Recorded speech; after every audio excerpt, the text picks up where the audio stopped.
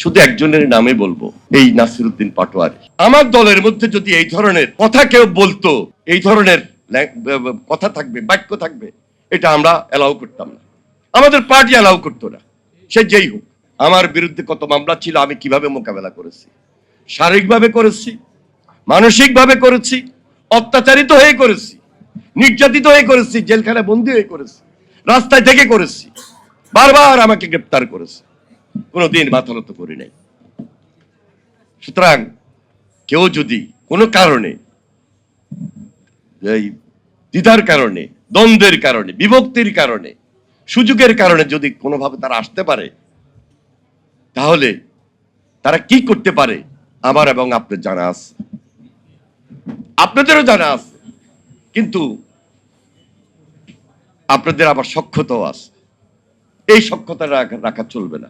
সব মশার বিরুদ্ধে সুরক্ষা দিতে এলো বসুন্ধরা এক্সট্রিম অ্যারোসল, মশার বিরুদ্ধে এক্সট্রিম সুরক্ষা। এই সক্ষতা আমাদের যারা তরুণ নেতৃত্ব, ওনাদের সঙ্গে আছেন, জোটবদ্ধভাবে আছেন, বা নির্বাচনে ছিলেন, পার্লামেন্টে আছেন।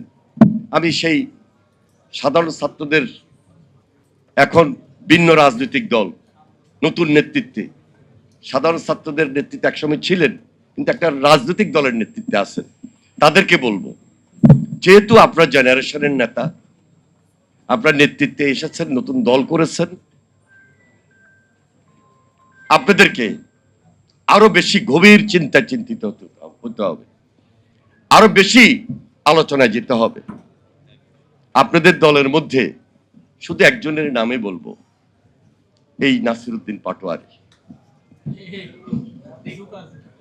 আমার মনে হয় আমার দলের মধ্যে যদি এই ধরনের কথা কেউ বলতো, আমি আমাদের মাননীয় প্রধানমন্ত্রীকে সরাসরি বলতাম, আমি আমাদের পার্টির চেয়ারম্যান জনাব তারেক রহমানকে সরাসরি বলতাম, যে এটা আমাদের ইমেজ ক্ষুণ্ণ হচ্ছে, এটা আমাদের ভাবমূর্তি ক্ষুণ্ণ হচ্ছে। বিএনপি একটা উদারপন্থী গণতান্ত্রিক দল,